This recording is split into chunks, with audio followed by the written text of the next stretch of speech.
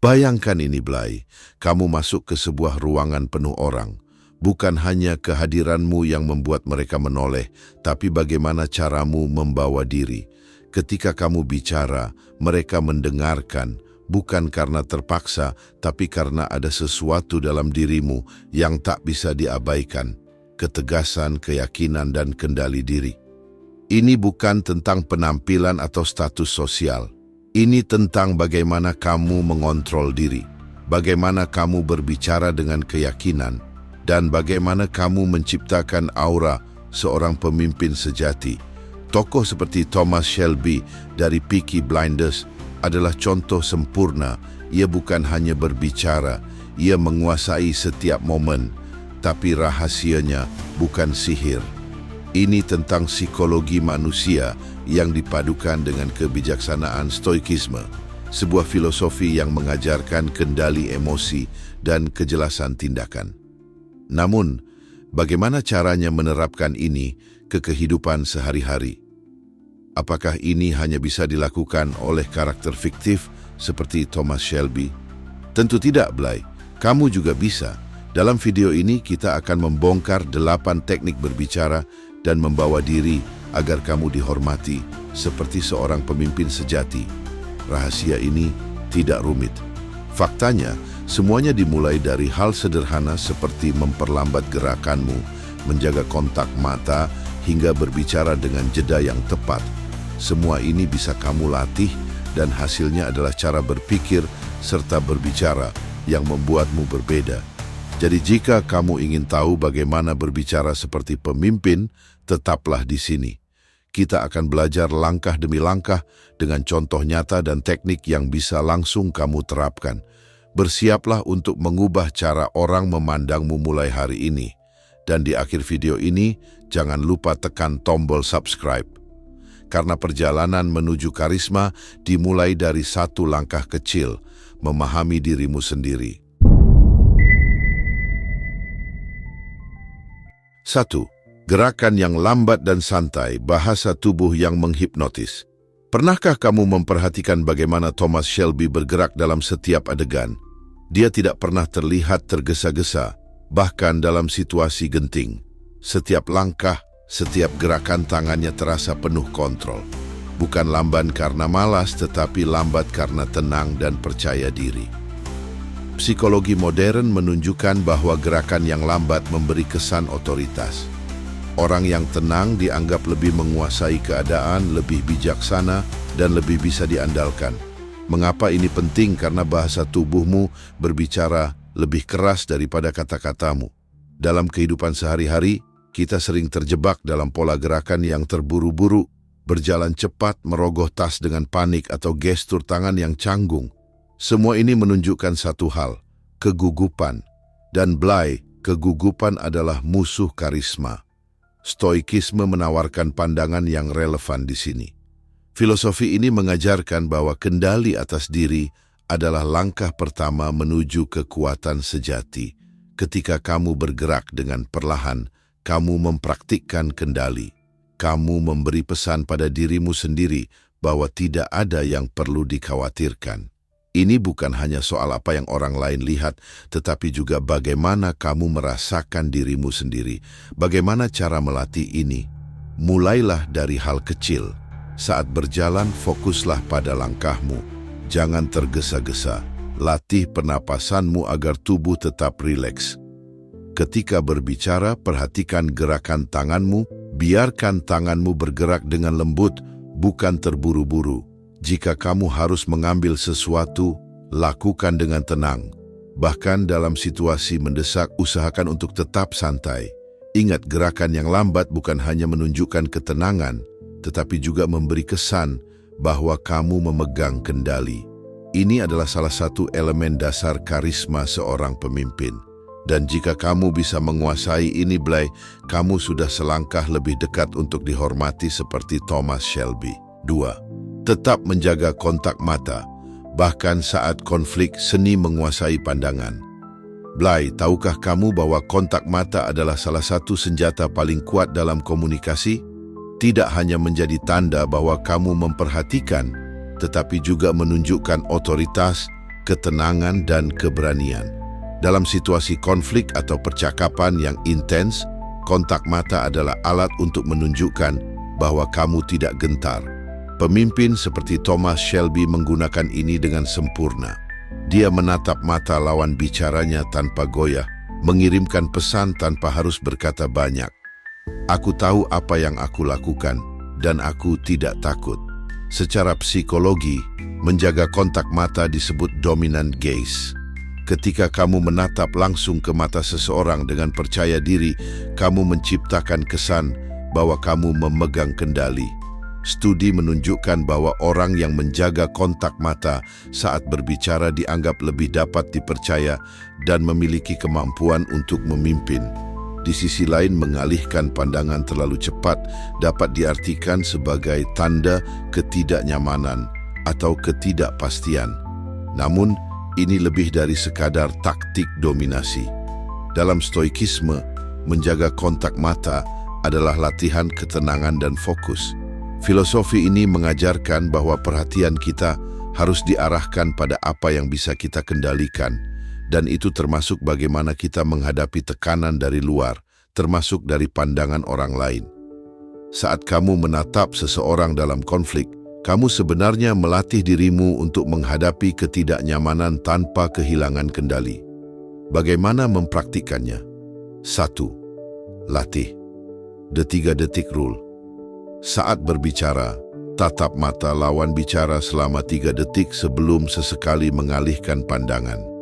Ini memberi kesan bahwa kamu fokus tetapi tidak mengintimidasi. Latihan kedua di cermin. Berdiri di depan cermin dan bayangkan sedang berbicara dengan seseorang. Tatap mata refleksimu dan lihat bagaimana rasanya menahan pandangan tanpa memalingkan mata. 3. Jangan terlalu kaku. Kontak mata yang terus-menerus tanpa jeda bisa terasa menakutkan.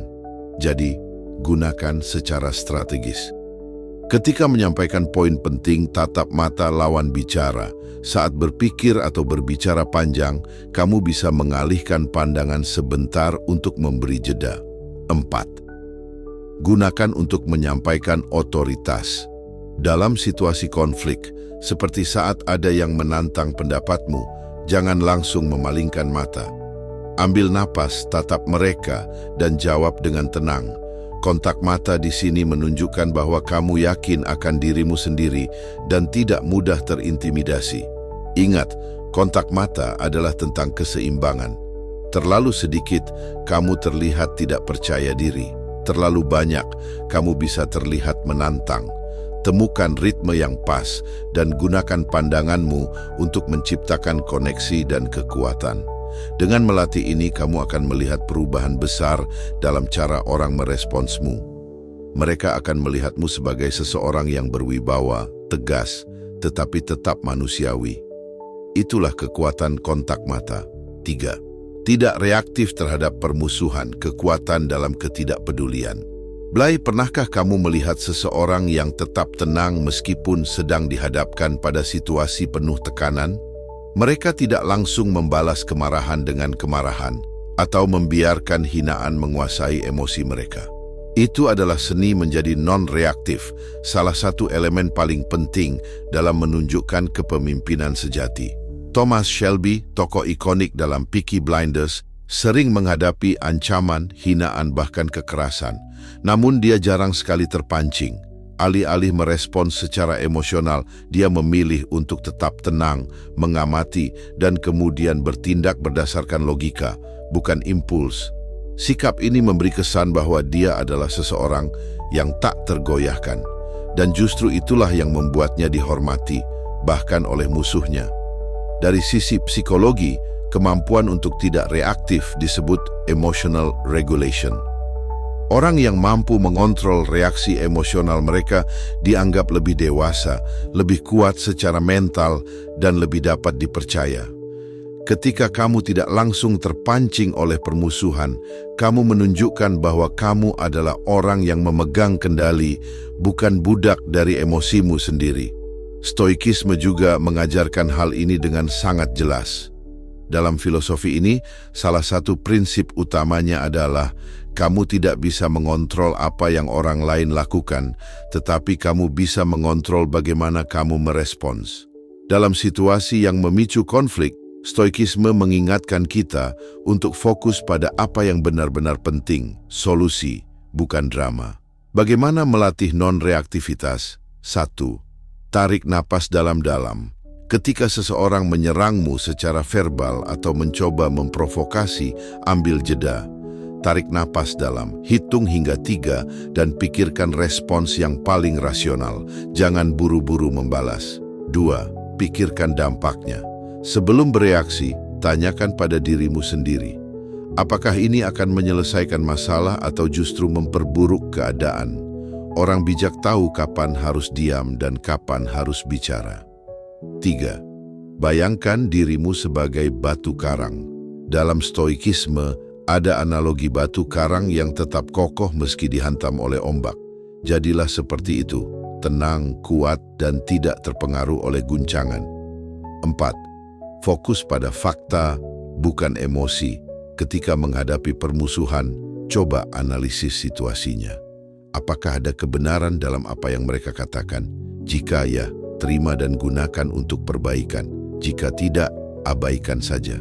Ketidakreaktifan ini tidak hanya membuatmu terlihat lebih bijaksana, tetapi juga mematahkan dominasi orang lain yang mencoba memprovokasimu. Mereka akan frustrasi karena kamu tidak terjebak dalam permainan mereka. Blay, menjadi non-reaktif bukan berarti lemah. Sebaliknya, itu menunjukkan bahwa kamu memiliki kendali penuh atas dirimu sendiri. Dan di mata banyak orang, itu adalah tanda dari seorang pemimpin sejati. 4. Jadilah sebesar audiensmu. Seni menyeimbangkan kewibawaan. Blay, pernahkah kamu merasa kecil ketika berada di sekitar seseorang yang begitu percaya diri, penuh wibawa, dan seolah-olah memenuhi seluruh ruangan hanya dengan kehadirannya? Itulah efek seorang pemimpin sejati. Mereka mampu menjadi sebesar audiens mereka, menyesuaikan energi mereka dengan situasi tanpa kehilangan keaslian diri. Thomas Shelby sebagai contoh memahami seni ini dengan baik. Ketika dia berbicara dengan keluarganya, dia bersikap intim, penuh perhatian dan santai.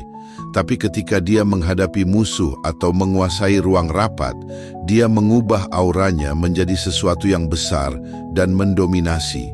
Dia menyeimbangkan kekuatan kepribadiannya dengan konteks audiensnya, sehingga membuat setiap orang merasa bahwa mereka harus memperhatikan. Secara psikologi, konsep ini dikenal dengan istilah mirroring atau mencerminkan energi lawan bicara. Ketika kamu menyesuaikan sikap, bahasa tubuh, atau bahkan intonasi dengan orang-orang di sekitarmu, kamu secara otomatis menciptakan rasa koneksi dan kepercayaan. Tapi, ada perbedaan antara mencerminkan secara reaktif dan secara strategis. Pemimpin sejati tidak hanya mengikuti energi ruangan, mereka tahu kapan harus mengimbangi dan kapan harus memimpin. Stoikisme juga menawarkan pandangan yang relevan. Filosofi ini mengajarkan kita untuk menjadi fleksibel tanpa kehilangan inti diri. Seorang stoik sejati tidak memaksakan kehendak mereka, tetapi menyesuaikan diri dengan situasi sambil tetap berpegang pada prinsip yang mereka yakini. Bagaimana melakukannya? Analisis energi ruangan. Ketika masuk ke dalam ruangan, ambil waktu sebentar untuk membaca suasana. Apakah audiensmu sedang serius, santai, tertantang? Sesuaikan caramu berbicara dan bahasa tubuhmu dengan energi tersebut. 2. Bersikap fleksibel. Ketika berbicara dengan seseorang yang lebih muda atau lebih rendah pengalaman, bersikaplah ramah dan membumi. Ketika berbicara dengan seseorang yang lebih senior atau berpengaruh, tingkatkan kewibawaanmu dengan nada yang lebih formal dan postur tubuh yang lebih tegak. 3. Tetap autentik. Menyesuaikan diri bukan berarti berpura-pura. Kamu tetap harus menjadi dirimu sendiri, tetapi dengan cara yang mudah diterima oleh audiens. 4.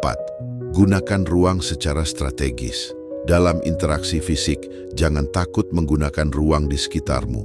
Berdirilah tegak, buka bahumu, dan hindari gerakan kecil atau gugup yang membuatmu terlihat kecil. Dalam interaksi virtual, gunakan nada suara yang tegas dan kata-kata yang jelas untuk menyampaikan bahwa kamu hadir sepenuhnya. Ketika kamu berhasil menyesuaikan kehadiranmu dengan audiens, kamu menciptakan rasa hormat yang mendalam. Orang akan merasa terhubung denganmu, tetapi tetap mengagumimu sebagai seseorang yang otoritatif. Blay, menjadi sebesar audiensmu adalah tentang memahami dinamika sosial. Dengan melatih ini, kamu tidak hanya akan dihormati, tetapi juga menjadi magnet bagi orang-orang di sekitarmu. 5. Tunjukkan keyakinan melalui kata-katamu. Kekuatan narasi yang meyakinkan. Blay, pernahkah kamu mendengar seseorang berbicara dengan penuh keyakinan, dan meskipun kamu tidak sepenuhnya setuju, kamu tetap merasa terinspirasi? Itu adalah kekuatan kata-kata yang diucapkan dengan keyakinan. Pemimpin sejati memahami bahwa pesan yang mereka sampaikan hanya akan sekuat keyakinan yang mereka tunjukkan saat mengucapkannya. Thomas Shelby adalah contoh sempurna. Ketika dia berbicara, setiap kata terasa seperti sebuah keputusan yang sudah dipertimbangkan matang-matang. Tidak ada keraguan atau ketidakpastian dalam ucapannya. Kata-katanya membawa bobot, bukan hanya karena isinya, tetapi juga karena keyakinannya yang mendalam terhadap apa yang dia katakan. Dalam psikologi, fenomena ini dikenal sebagai komunikasi self-assured. Orang cenderung percaya pada seseorang yang tampaknya benar-benar yakin dengan ucapannya. Bahkan jika mereka tidak sepenuhnya memahami isi pesan, keyakinan si pembicara dapat memengaruhi mereka untuk setuju. Hal ini terjadi karena manusia secara alami tertarik pada rasa aman dan otoritas, dan keyakinan adalah penanda dari kedua hal tersebut. Stoikisme juga mendukung pentingnya keyakinan. Filosofi ini mengajarkan bahwa kata-kata yang kamu ucapkan harus berdasarkan prinsip dan nilai yang kamu yakini. Ketika kamu berbicara dari tempat kejujuran dan keyakinan, kata-katamu memiliki kekuatan yang jauh lebih besar. Bagaimana melakukannya? 1. Ketahui apa yang kamu bicarakan. Tidak ada cara untuk menunjukkan keyakinan jika kamu sendiri tidak memahami apa yang kamu sampaikan. Luangkan waktu untuk belajar, memahami, dan mempersiapkan sebelum berbicara. 2. Gunakan bahasa yang tegas. Hindari kata-kata seperti mungkin, sepertinya, atau saya rasa. Sebagai gantinya, gunakan frasa seperti saya yakin ini adalah langkah terbaik atau kita harus melakukan ini. 3. Sampaikan dengan kesederhanaan. Pemimpin sejati tahu bahwa pesan yang kuat adalah pesan yang sederhana. Hindari penggunaan kata-kata rumit atau kalimat berbelit-belit. Pilih kata-kata yang jelas, langsung, dan mudah dipahami. 4. Fokus pada solusi, bukan masalah. Ketika berbicara tentang suatu isu, fokuslah pada apa yang bisa dilakukan untuk memperbaikinya, bukan sekadar mengeluhkan apa yang salah. Orang lebih tertarik mendengar solusi daripada masalah. Latihan visualisasi kelima. Sebelum berbicara, bayangkan dirimu menyampaikan pesan dengan penuh keyakinan.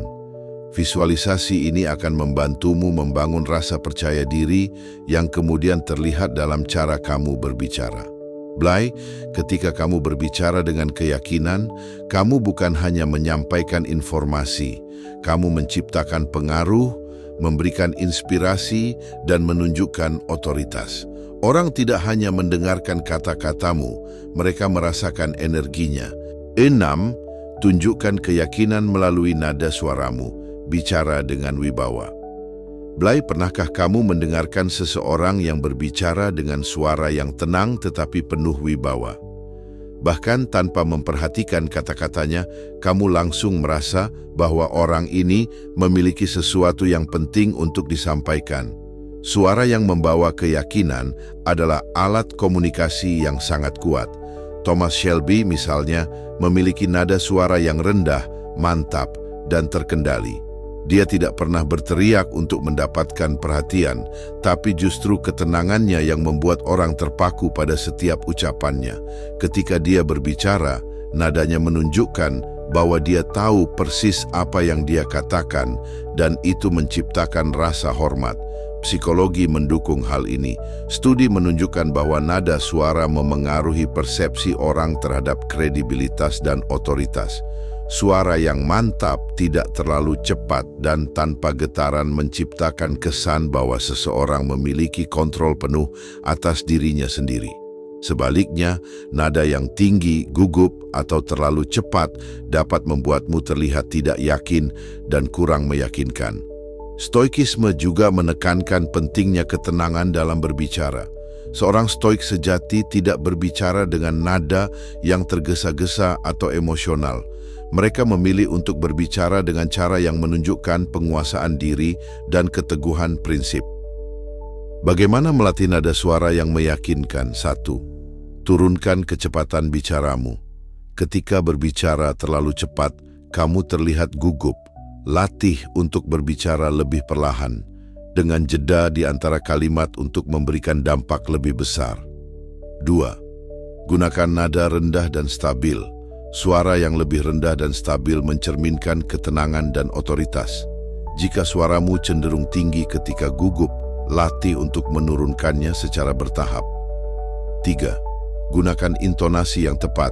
Hindari mengakhiri kalimat dengan nada naik seperti bertanya. Sebaliknya, gunakan intonasi turun untuk menegaskan bahwa kamu yakin dengan ucapanmu. 4. Latihan pernapasan. Suara yang mantap berasal dari kontrol pernapasan. Tarik napas dalam-dalam sebelum berbicara untuk memastikan bahwa suaramu tidak terdengar terengah-engah. 5. Dengarkan dirimu sendiri. Rekam dirimu berbicara dan dengarkan kembali. Apakah nada suaramu mencerminkan keyakinan? Jika tidak, cari bagian yang bisa diperbaiki dan latih secara konsisten. Ketika kamu menguasai nada suara yang penuh keyakinan, setiap kata yang kamu ucapkan akan terasa lebih berbobot. Orang tidak hanya mendengarkan apa yang kamu katakan, tetapi juga bagaimana kamu mengatakannya. Blay, ingatlah bahwa suara yang meyakinkan adalah cerminan dari penguasaan dirimu sendiri. Jika kamu berbicara dengan otoritas dan keyakinan, orang lain akan dengan mudah mempercayai dan menghormatimu. 7. Berbicara perlahan dan gunakan jeda. Mengontrol perhatian dengan waktu. Blay, pernahkah kamu mendengar seseorang berbicara dengan tempo perlahan dan penuh jeda, sehingga setiap kata terasa seperti pesan yang harus dipahami dengan mendalam? Pemimpin sejati tahu bahwa kecepatan bicara bukanlah soal seberapa banyak informasi yang bisa disampaikan dalam waktu singkat, melainkan seberapa efektif pesan itu diterima oleh pendengar. Thomas Shelby adalah contoh nyata seni berbicara perlahan. Dia berbicara seperti mengontrol waktu di sekitarnya. Jeda antara kata-katanya bukan tanda keraguan, tetapi strategi untuk menarik perhatian. Ketika dia berhenti sejenak di tengah kalimat, audiensnya terdiam, menunggu apa yang akan dia katakan selanjutnya. Inilah cara dia memegang kendali, bahkan tanpa harus menaikkan suara. Secara psikologi, berbicara perlahan dengan jeda yang disengaja menunjukkan rasa percaya diri. Orang yang tergesa-gesa seringkali dianggap gugup atau tidak yakin. Sebaliknya, seseorang yang berbicara perlahan menunjukkan bahwa dia tidak takut untuk mengambil ruang dan waktu yang memberikan kesan otoritas dan ketenangan. Dalam stoikisme, tempo berbicara ini mencerminkan prinsip penguasaan diri. Seorang stoik berbicara dengan penuh kesadaran, memilih kata-kata dengan hati-hati, dan memastikan bahwa pesannya membawa nilai. Berbicara perlahan adalah cerminan dari pikiran yang teratur dan sikap yang tenang. Bagaimana melatih cara bicara yang perlahan dan penuh jeda? 1. Pahami isi pesanmu.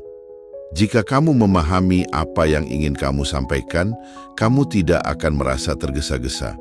Luangkan waktu untuk memikirkan pesan utamamu sebelum mulai berbicara. Latih teknik jeda. Cobalah untuk berhenti sejenak setelah kalimat penting. Jeda ini memungkinkan audiens untuk mencerna apa yang baru saja kamu katakan dan menciptakan kesan bahwa kata-katamu memiliki bobot. 3. Gunakan teknik chunking bagi pesanmu menjadi potongan-potongan kecil. Setelah menyampaikan satu ide, berhenti sebentar sebelum melanjutkan ke ide berikutnya. 4. Perhatikan reaksi audiens. Ketika kamu berbicara perlahan, kamu memiliki waktu untuk membaca ekspresi atau respons pendengar. Gunakan ini untuk menyesuaikan cara bicaramu jika diperlukan. Rekam dan evaluasi. Rekam dirimu berbicara dan perhatikan tempo serta jeda yang kamu gunakan. Apakah terasa terlalu cepat atau sudah cukup memberi ruang bagi audiens untuk memahami? Ketika kamu berbicara perlahan dengan jeda, audiensmu akan merasa bahwa setiap kata yang kamu ucapkan penting. Kamu tidak hanya terlihat lebih percaya diri, tetapi juga menciptakan atmosfer di mana pendengar merasa dihargai karena diberikan waktu untuk memahami pesanmu. Blay, berbicara perlahan adalah seni penguasaan diri. Dengan melatih ini, kamu akan mengendalikan perhatian pendengar dan memastikan bahwa setiap pesan yang kamu sampaikan benar-benar diingat. 8. Gunakan motivasi carrot and stick, seni memberikan insentif dan teguran. Blay, seorang pemimpin yang hebat memahami bahwa manusia pada dasarnya digerakkan oleh dua hal, harapan dan ketakutan. Harapan akan sesuatu yang baik, carrot, dan ketakutan akan konsekuensi buruk, stick. Teknik ini sering digunakan oleh Thomas Shelby dalam membangun loyalitas sekaligus menghormati batasan. Dia memberikan janji keuntungan kepada orang-orang yang mendukungnya, tetapi tidak segan menunjukkan konsekuensi bagi mereka yang melanggar kepercayaannya. Dalam psikologi, prinsip ini dikenal sebagai teori motivasi reward dan punishment. Orang cenderung bekerja lebih keras ketika ada sesuatu yang mereka inginkan atau ingin hindari. Dengan memberikan insentif berupa penghargaan, carrot, kamu menciptakan motivasi positif. Di sisi lain, ancaman konsekuensi, stick, menjaga batasan agar orang tetap berada di jalur yang kamu tetapkan. Namun penting untuk memahami bahwa stoikisme menawarkan perspektif yang seimbang. Filosofi ini mengajarkan bahwa seorang pemimpin tidak boleh mengandalkan ketakutan semata atau menjanjikan hal yang berlebihan. Carrot and stick digunakan untuk membangun disiplin dan tanggung jawab, bukan untuk manipulasi. Bagaimana menggunakan teknik carrot and stick secara efektif? 1. Jelaskan insentif secara jelas. Jika kamu ingin memotivasi orang lain, jelaskan apa yang mereka dapatkan jika berhasil. Misalnya, jika kamu menyelesaikan tugas ini dengan baik, kamu akan mendapatkan peran yang lebih besar. Tentukan batasan. Pastikan kamu juga memberikan batasan yang jelas. Contohnya, namun jika kamu gagal memenuhi tenggat waktu, kita harus mencari alternatif lain. 3. Beri carrot yang realistis. Hadiah yang kamu tawarkan harus relevan dan dapat dicapai. Jika terlalu besar atau tidak masuk akal, orang justru kehilangan kepercayaan. 4. Gunakan stick dengan bijaksana. Teguran atau konsekuensi harus dilakukan dengan adil dan tidak bersifat merendahkan. Fokus pada tindakan, bukan menyerang pribadi seseorang. 5. Seimbangkan dengan empati. Ketika menggunakan teknik ini, pastikan kamu tetap menunjukkan perhatian terhadap orang-orang yang kamu pimpin. Kombinasi tegas dan peduli akan memperkuat hubunganmu dengan mereka. Contoh sederhana dalam kehidupan sehari-hari, bayangkan kamu memimpin tim kecil di kantor. Ketika memberikan tugas sulit, tawarkan bonus, carrot, bagi yang menyelesaikan tugas lebih awal. Tetapi juga jelaskan bahwa mereka yang melewati tenggat tanpa alasan yang jelas akan menerima evaluasi kinerja, stick. Pendekatan ini akan menciptakan keseimbangan antara penghargaan dan tanggung jawab. Blay, dengan memadukan motivasi carrot and stick, Kamu tidak hanya memengaruhi perilaku orang lain, tetapi juga menciptakan lingkungan yang produktif dan penuh disiplin. Teknik ini adalah seni memimpin yang menunjukkan bahwa kamu tegas, tetapi tetap manusiawi. Siap untuk menyimpulkan semuanya? Bly berbicara seperti seorang pemimpin bukan sekadar tentang apa yang kamu katakan, tetapi bagaimana kamu mengatakannya. Setiap elemen yang telah kita bahas, mulai dari gerakan tubuh yang santai, kontak mata yang kuat, ketenangan dalam menghadapi konflik, hingga kemampuan untuk berbicara perlahan dengan nada penuh keyakinan, adalah komponen penting untuk membangun otoritas dan rasa hormat. Thomas Shelby dari Peaky Blinders adalah contoh sempurna bagaimana semua elemen ini bisa dirangkai menjadi satu kesatuan yang menakjubkan. Ketika dia masuk ke ruangan, orang-orang langsung tahu bahwa dia adalah seseorang yang tidak bisa diabaikan. Tidak perlu suara keras atau sikap agresif, hanya kontrol penuh terhadap diri sendiri dan kata-katanya. Dari perspektif psikologi, semua teknik ini berakar pada prinsip dasar manusia. Kita cenderung menghormati orang yang terlihat tenang, percaya diri, dan memiliki kehadiran yang kuat. Dalam stoikisme, ini adalah cerminan dari penguasaan diri dan integritas, dua sifat yang membuat seseorang layak diikuti dan dihormati. Mengapa ini penting? Bly, dalam hidupmu, ada saat-saat di mana kamu harus menjadi pemimpin, entah itu dalam pekerjaan, keluarga, atau komunitas. Cara kamu berbicara akan menentukan bagaimana orang melihatmu dan apakah mereka akan mendengarkanmu. Dengan menerapkan semua teknik ini, kamu tidak hanya akan terlihat seperti seorang pemimpin, tetapi juga menjadi pemimpin yang sebenarnya. Ajakan untuk tindakan. Sekarang saatnya kamu mencoba. Latih gerakanmu di depan cermin. Perhatikan nada suara dan cara kamu menggunakan jeda. Tantang dirimu untuk mempertahankan kontak mata dalam percakapan yang sulit. Ingat, menjadi seorang pemimpin adalah perjalanan yang terus berkembang. Jika konten ini membantu kamu untuk lebih percaya diri dan menghormati dirimu sendiri, jangan lupa untuk subscribe channel Minecraft. Di sini kita akan terus belajar bersama tentang bagaimana menjadi versi terbaik dari diri kita. Sampai jumpa di konten berikutnya.